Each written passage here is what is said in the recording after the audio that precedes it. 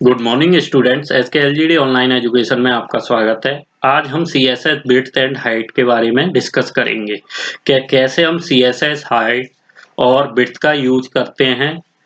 तो एलिमेंट्स में कैसे हम इसकी प्रॉपर्टीज को सेट करते हैं, तो इसके बारे में ही आज हम डिस्कस करेंगे। और हमने विड्थ और हाइट का यूज जो है आउटलाइन स्टाइल शीट में अलग से सभी में अलग अलग किया है, ठीक है ना।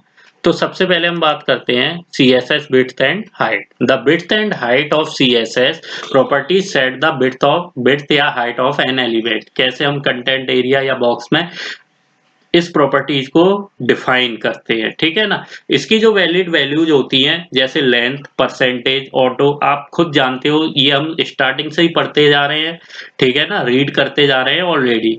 Auto calculates and select the width and height for the element, maximum content और मिनिमम कंटेंट कैसे यूज कर सकते हैं, अवेलेबल क्या है, तो available block width minus horizontal margin, border और पैडिंग अवेलेबल में यूज करते हैं।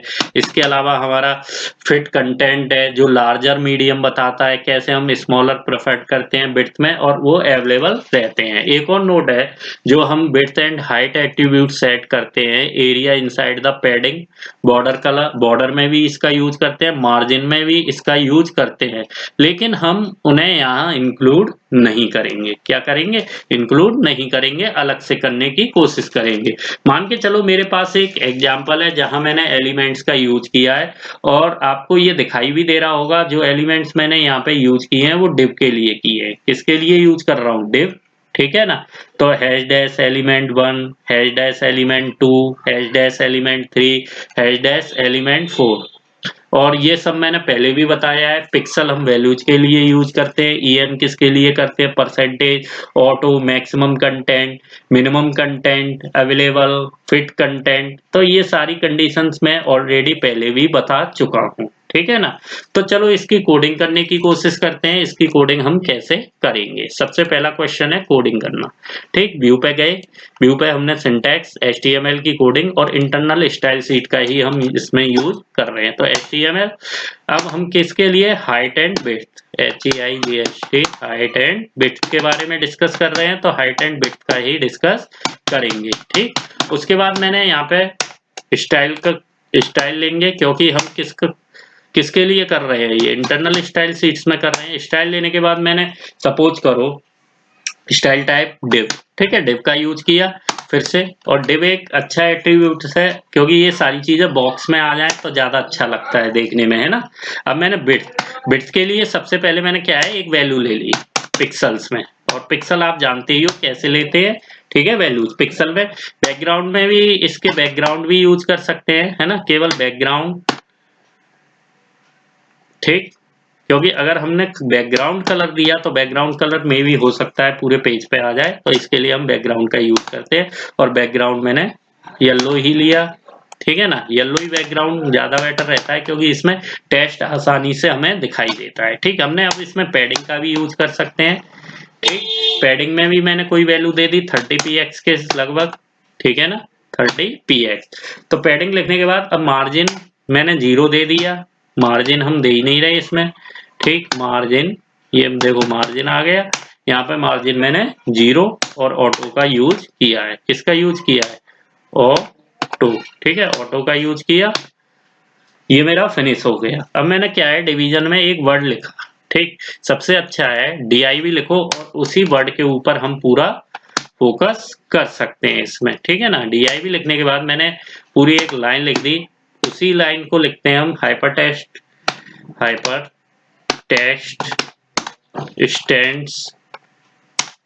Stands for hyper text markup language, hyper text markup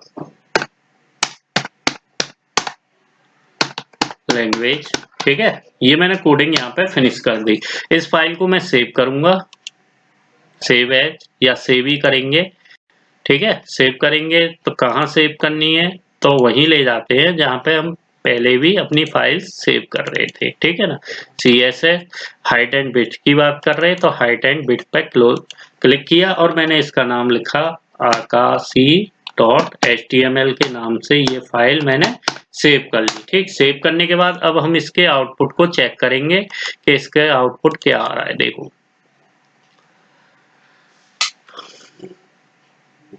ठीक है ना, ये आउटपुट आपको अब शो होगा, ये आउटपुट दिखाई दे रहा है। तो किस तरह से हमने कुछ पिक्सल लेके इसके आउटपुट को चेक किया, ठीक है ना, ये आउटपुट आपको क्लियर दिखाई दे रहा होगा विड्थ और हाइट के रूप में। ठीक, तो 5em आप जानते हो, विड्थ की प्रॉपर्टी 75 भी, ऑटो भी यूज कर सकते हो। अब क्या करते हैं, मैक्सिमम कंटेंट करने की कोशिश करते हैं। इसमें क्या है, विड्थ को चेंज करते हैं, केवल विड्थ, क्योंकि हमने इससे पहले पिक्सल, em ये सारे देख चुके हैं।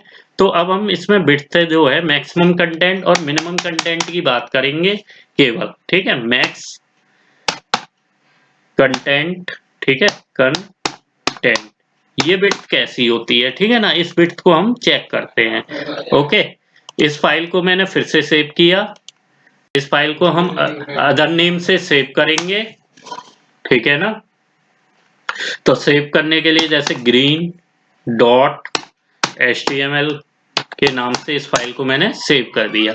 अब इसका आउटपुट चेक करेंगे हम, ग्रीन नाम का। क्या मैक्सिमम जो कंटेंट होता है उसमें क्या इफेक्ट आता है व्यू में। देखो, मैक्सिमम कंटेंट में क्या हुआ, ये बिल्कुल चेंज हो गया, पूरा जो डिव था वो बिल्कुल चेंज हो गया और पूरे उस पे आपको दिखाई दे रहा है। ठीक, मिनिमम कंटेंट में क्या है, जो कंटेंट आना चाहिए वो मिनिमम, बेटा मिनिमम कंटेंट में क्या है, जो इंट्रिंसिक मिनिमम होता है वो विड्थ होती है इसकी। ठीक, अवेलेबल में क्या है, हम containing block width minus horizontal margin, border और पैडिंग का यूज करते हैं। ऐसे ही फिट कंटेंट का भी हम यूज कर सकते हैं। ये आप प्रैक्टिकल करके देखना घर पे, और ना आए तब पूछना, ठीक है ना। अब हम कुछ और एग्जांपल है, जैसे पिक्सल्स वगैरह, इनमें हमने वैल्यू ली थी, तो ये मैं बता ही चुका हूँ कैसे लेते हैं। अब minimum height width, maximum width, minimum height, maximum height, इसका भी हम यूज इस प्रॉपर्टीज में करते हैं। किस तरह से इसका यूज करेंगे, तो इसके लिए हम एक कोडिंग बनाते हैं। तो सबसे पहले हम क्या है, न्यू फाइल ओपन करते हैं, ठीक है ना, या इसी कोडिंग में भी यूज कर सकते थे, या न्यू फाइल भी ओपन कर सकते हैं, ठीक है ना। तो हमें मिनिमम और मैक्सिमम विड्थ के बारे में यूज करना है, ठीक है, मैक्सिमम और मिनिमम विड्थ बनानी है। तो मैंने क्या किया, व्यू पे गए हम, सिंटैक्स पे क्लिक किया, HTML पे क्लिक किया, HTML लिखा, फाइल ओपन हो गई। टाइटल हम रहने दे रहे हैं, यहाँ पे टाइटल नहीं लिख रहे, क्योंकि वीडियो लेक्चर क्या होगा, उससे बड़ा हो जाएगा। और ये तो प्रैक्टिकल्स है और मैंने थ्योरी बता दी है, तो प्रैक्टिकल्स आप अपने आप खुद भी कर सकते हैं, ठीक है ना। तो मैंने क्या बताया, यहाँ पे हम किसका यूज करेंगे, maximum and minimum width and height, दोनों का हम यूज कर सकते हैं। लेंथ और परसेंटेज इसकी वैलिड वैल्यूज है, केवल लेंथ और परसेंटेज का ही हम इसमें यूज करेंगे। ठीक, जैसे 70 पिक्सल, 50 पिक्सल, 500 पिक्सल, इस तरह से हम इसका यूज करते हैं। अब मान लो मैंने यहाँ पे क्या किया, सपोज करो एक हेडिंग लिखनी है, तो मैंने H1 का यूज किया, उसके बाद मैंने इसका यूज किया, फिर मुझे क्या चाहिए, मिनिमम विड्थ, तो मैंने मिन विड्थ पे यूज कर रहे, मिनिमम विड्थ जैसे ले लिया मैंने 500 पिक्सल्स। ठीक, उसके बाद बैकग्राउंड का कलर चेंज किया, मैंने बैकग्राउंड जो लिया वो कोई और कलर का लेते हैं, कोई अच्छा सा कलर देखते हैं, लाइम कलर लेते हैं आपके। बैकग्राउंड कैसा लिया, लाइम कलर का। ठीक, बैकग्राउंड लेने के बाद मैंने यहाँ पे ये लिखा हेडिंग में, बॉडी के बाद मैंने यहाँ हेडिंग का यूज किया H3 टैग। ठीक, H3 टैग में मैंने लिख दिया यहाँ पे, जैसे सपोज करो कोई फाइल है HTML, ठीक, HTML as web page layout, ये मेरी क्या है, हेडिंग है, वेब पेज ले आउट। ठीक है, वेब पेज लेआउट है, और यहाँ पे मैंने इस हेडिंग को क्लोज कर दिया। ठीक है, यहाँ एक पैराग्राफ भी लिख सकता हूँ अगर मैं पैराग्राफ लिखना चाहूँ तो, यानी मैंने यहाँ पे क्या किया, एक पैराग्राफ भी यूज कर लिया, और यहाँ लिख दिया विड्थ ऑफ द हेडिंग, है ना, ऑफ द, या बोल्ड का मैंने यूज कर लिया, बोल्ड टैग का, सॉरी बोल्ड टैग का, अरे बोल्ड टैग का यूज किया। ठीक है ना, बोल्ड टैग का यूज कर सकते हैं, हेडिंग के लिए यूज कर रहे, तो H1 लिख लिया मैंने, H3 लिख लो, जो आपको लिखना है वो आपकी पसंद है, आप क्या लिखना चाहते हो यहाँ, ठीक है ना। और फिर मैंने बोल्ड को क्लोज कर दिया, ठीक। उसके बाद यहाँ मैंने एलिमेंट लिख लिया, एलिमेंट, और फिर मैंने पैराग्राफ को भी क्लोज कर दिया। इस फाइल को मैंने सेव किया। अब सेव, मिनिमम हाइट के नाम से सेव है तो इसको min.html ही लिखते हैं। मिनिमम विड्थ, मिनिमम हाइट, इस तरह से हम यूज कर सकते हैं, ठीक है। इसमें पिक्सल और परसेंटेज ही हम यूज करेंगे, पिक्सल और परसेंटेज का ही यूज करेंगे। अब इस फाइल को मैंने ओपन किया। इस फाइल को हम चेक करते हैं इसका व्यू किस तरह का आएगा। तो आपको HTML या web page layout, then this, और लाइन कलर का बैकग्राउंड नहीं आया इसमें, ठीक है। H1 मैंने क्या बोल्ड लिया था तो बोल्ड वो दिखाई दे रहा है आपको, है ना। तो यहाँ लाइन कलर नहीं आया तो कलर्स को मैं चेंज कर दूं, ठीक है ना। कोई और कलर लेते हैं, अगर नहीं बैकग्राउंड में आ रहा है तो इसके लिए कोडिंग भी यूज, येलो कलर लिया मैंने, ठीक है। फाइल को फिर से सेव किया, इसके आउटपुट को फिर से चेक करेंगे। कोई येलो कलर नहीं आ रहा, इसका मीन्स क्या है, ये फिर से दोबारा बनाओ, फिर से इसे सेव करो। CSS में यही सबसे बड़ी प्रॉब्लम है, ठीक है ना। CSS में यही सबसे बड़ी प्रॉब्लम आती है कि पहले फाइल को बना लो, फिर दोबारा बनाओ, फिर करो, तो ये काफी टाइम लेते हैं। इसमें लाइट ग्रीन वगैरह भी यूज कर सकते थे हम। जैसे सपोज करो, अब मैंने फिर से दोबारा से इसको कंप्लीट हेडिंग H1 का यूज कर रहे। अब मान के चलो मैंने इस स्टाइल शीट को ही यहाँ से रिमूव कर दिया, ठीक। अब मैंने फिर से H3 यूज किया यहाँ पे। H3 के बाद ये तो हम लिख ही चुके हैं, ठीक है ना। H3 यूज करने के बाद अब मैंने क्या किया, एंटर किया, ठीक। H3 लिखने के बाद अब मैंने अभी तक मिनिमम विड्थ ली तो मैक्सिमम विड्थ यूज कर सकते हैं हम, ठीक। मैक्सिमम विड्थ मैंने ली 250 पिक्सल्स, ठीक है ना। पिक्सल लेने के बाद अब बैकग्राउंड में फिर से यूज करूंगा, बैकग्राउंड, ठीक।